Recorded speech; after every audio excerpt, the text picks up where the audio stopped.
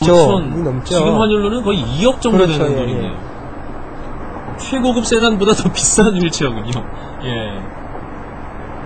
지금 보고 계신 야마모토 히로유키 선수 휠체어 보고 계신데 카본 재질 2억에 가까운 그런 가격의 휠체어라고 합니다. 다른 휠체어에 비해서 좀 매끈하고요. 예. 그리고 이제 안장 부분에도 공기의 저항을 적게 하기 위해서 이렇게 잘 처리가 되어 있습니다. 그러면 저 휠체어 제작 업체에서 지원을 해주는 지원을 해줬고요. 그런 거군요. 판매는 하지 않고 야마모토 선수를 위한 휠체어가 되겠군요. 야마모토 선수는 이번에 한 달 전쯤에 아들을 잃었대요. 이래서 좀 마음이 많이 지금 좀 힘든데 레이싱을 통해서 이 레이스를 통해서 많이 극복을 하고 있다고 그렇게 얘기했습니다. 네. 호키노우에 코타 선수 1번을 달고 있는데 바로 지난 대회 우승자입니다. 그리고 작년 말이었죠. 광저우 아시아 패럴림픽에서도 우승을 차지했습니다. 최고 기록은 2시간 23분 22초. 현재 출전 선수 중에서는 기록이 그렇게 제일 좋은 선수는 아니에요. 그렇죠. 하지만 레이스에 대해서만큼은 또 노하우를 가지고 있는 호키노우의 선수 앞쪽으로는 치고 나오고 있는 모습이고요. 호키노우 선수는 지난주에 중국 대련에서 마라톤 대회가 있었습니다. 그 대회에 참가를 해서 1위를 했고요. 아직 피로가 채 풀리지 않았을 텐데 이번 대회도 참가했습니다. 예. 보통 일반적인 마라톤의 경우는 레이스를 하고 나서 몇 달을 좀 쉰 다음에 레이스를 펼쳐야 하는 게 보통인데 휠체어 마라톤의 경우는 그 기간이 조금은 좀 줄어드나요? 어떻습니까? 그만큼 선수들이 자기 관리가 철저히 해야 되고요. 연습량이 그만큼 좀 많이 되어서 자기 어떤 체력적인 부분들이 충분히 이렇게 보충이 될 수 있다면 극복할 수 있지 않을까 그런 생각을 하고 있습니다. 기본적인 체력이 어느 정도 있는 선수들은 레이스를 펼친 후에 얼마 지나지 않은 기간 안에서라도 다시 레이스를 할 수 있는 그런 것을 또 호키노우의 선수가 보여주고 있네요. 오늘 호키노우의 선수의 성적도 상당히 궁금한데요. 지난 대회 우승자이기 때문에 아무래도 이번 대회에서의 어떤 그런 기대감이 더 크고 부담도 있을 거고요. 본인은 본인의 경쟁자가 쿠트 펀니 선수, 그 다음에 마세르그 선수, 그 정도로 생각하고 있더라고요. 그렇지만 최선을 다해서 좋은 결과를 가져오겠다고 다짐을 했습니다. 잠실 학생체육관 앞을 출발해서 지금 성남 쪽으로 향해 가고 있는 선수들의 모습입니다. 이 선수는 캐나다의 조시 케네디 선수인데요. 휠체어를 보시면 지금 현재 바퀴가 3개입니다. 이게 뒷바퀴 2개, 앞바퀴 하나거든요. 근데 어떤 자전거처럼 체인이나 어떤 동력 장치가 전혀 없습니다. 순수하게 팔로 굴러서 푸싱을 해서 이렇게 달리고 있고요. 그리고 휠체어 뒷바퀴의 규격이 직경이 70cm를 넘으면 안 되고요. 앞바퀴는 50cm를 넘으면 안 됩니다.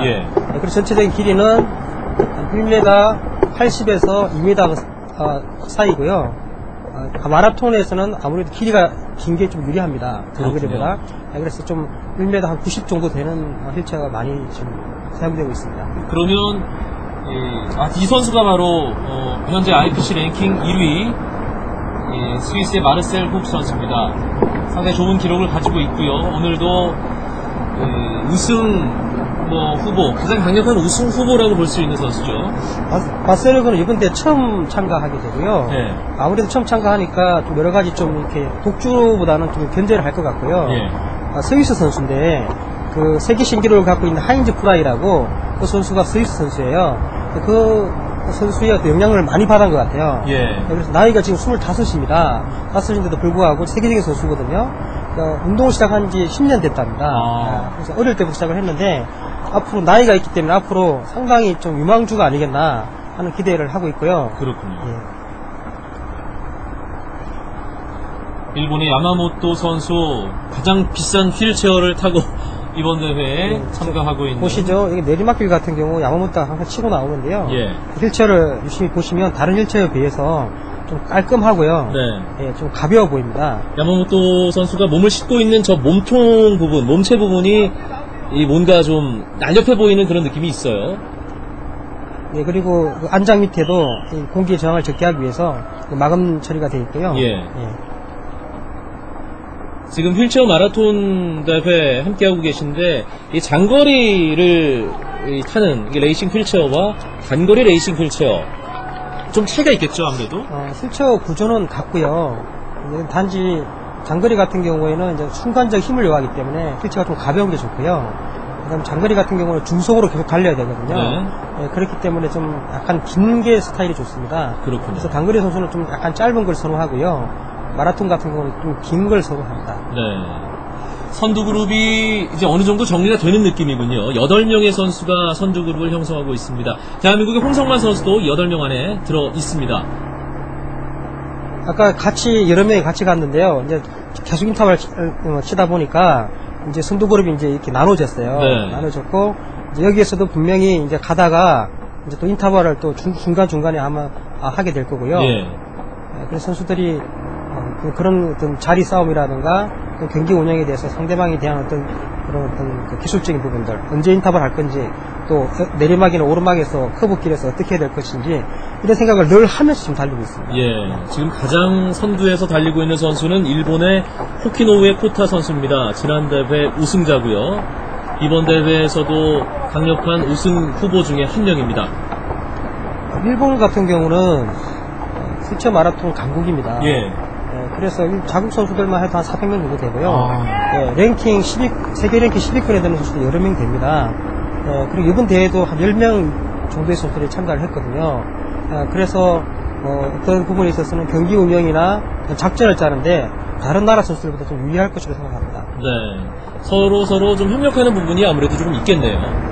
아무래도 독주를 하는 것도 중요하지만 이렇게 함께 달리다 보면 서로 경쟁이 되고 또 바람도 막아주고 그러기 때문에 기록 경신에 많이 도움이 됩니다. 지금은 내리막을 타고 있는 선수들의 모습입니다. 여기서 좀 체력 안 돼도 될 것 같고요. 속도가 상당히 많이 나겠네요. 예, 내리막길에서는 한 4-50km 정도 나고요. 예. 선수들이 실제 보면 프레임이 있고 앞에 핸들이 있습니다. 네. 핸들에서 손을 얹어놓고 내리막길에 좀 쉬었다가 힘을 이렇게 저축했다 비축했다가 방향만 조절을 하고요. 다시 힘을 내서 달리게 됩니다. 네. 이 레이스 전략상 이 코스가 어떤지 선수들이 미리 잘 파악하고 분석하는 게 정말 중요하겠네요. 네, 중요하죠. 지금 호키노우 선수가 앞에 달리고 있는데요.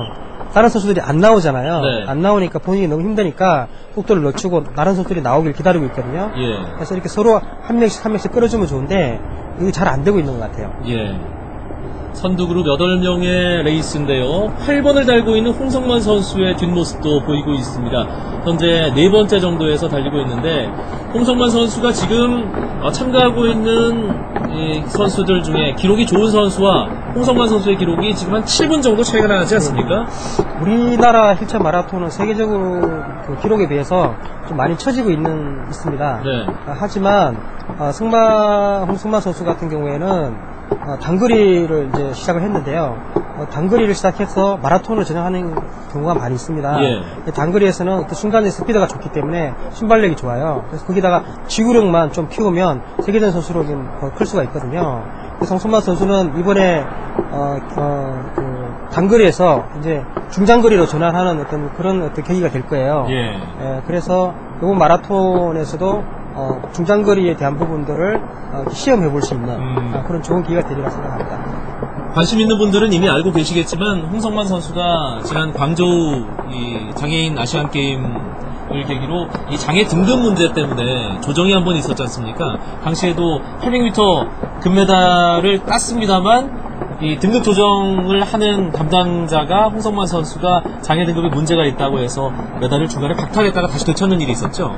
휠체어 마라톤 같은 경우에는 등급을 나눠서 이제 경기하는 경우가 있는데요. 네. 보통 1, 2등급이 같이 경기를 하고요. 3, 4등급이 같이 경기를 합니다. 근데 홍성만 선수는 이제 3등급에 이제 되어 있었는데 T53. T53입니다. 3위인데 경기력이 워낙 좋다 보니까 다른 국가에서 계속 클레임을 걸어왔었어요.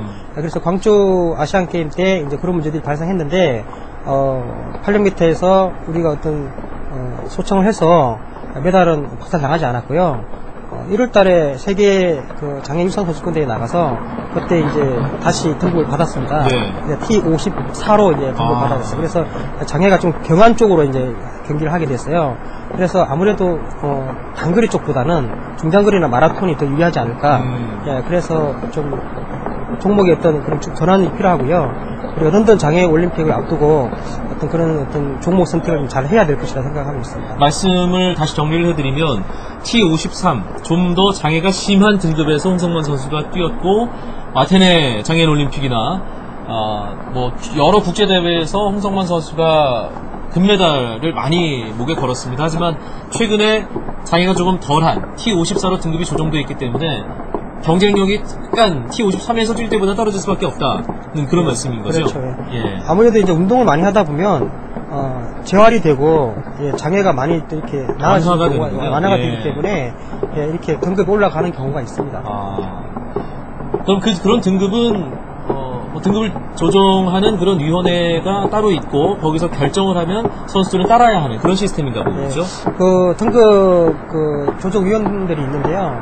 의사라든가 그리고 선수 출신 물리치료사 이런 분들이 그 어떤 한 팀이 되어가지고 선수에 대한 부분들을 등급을 판정을 하고요.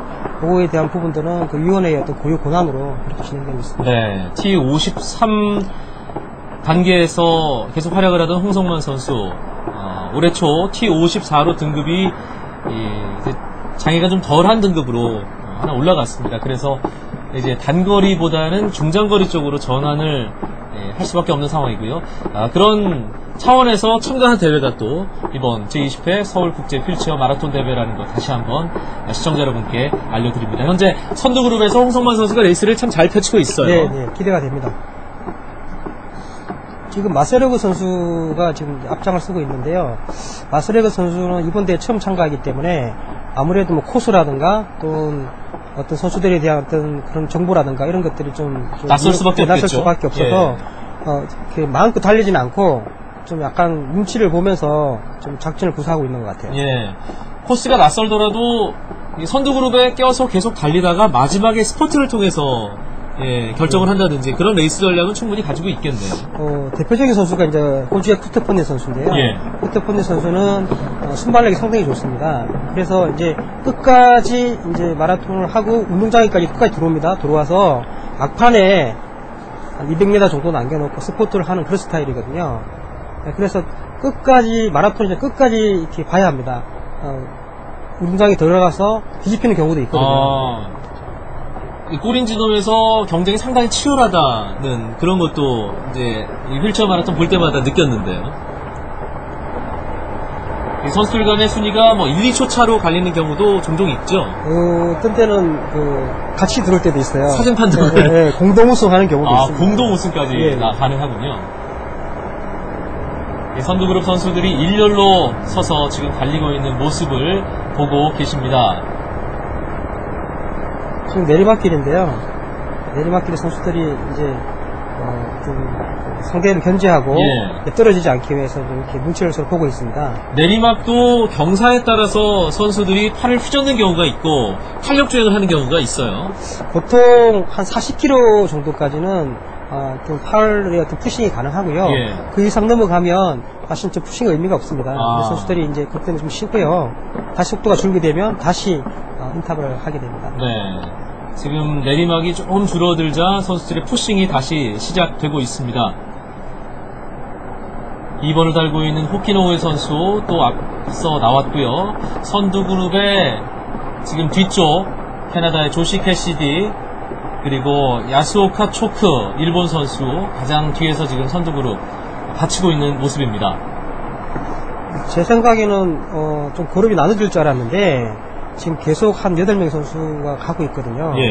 그래서 이번 대회 아무래도 좀 기록이 좋지 않겠나. 서로 어떤 그런 부분에서 끌어주니까 하는 그런 기대감이 좀 듭니다. 어느 정도 기록이면 이 서울국제 휠체어 마라톤 대회에서 기록이 좋다 이렇게 기준으로 삼을 수 있을까요? 서울 휠체어 마라톤 1시간 22분 대니까요.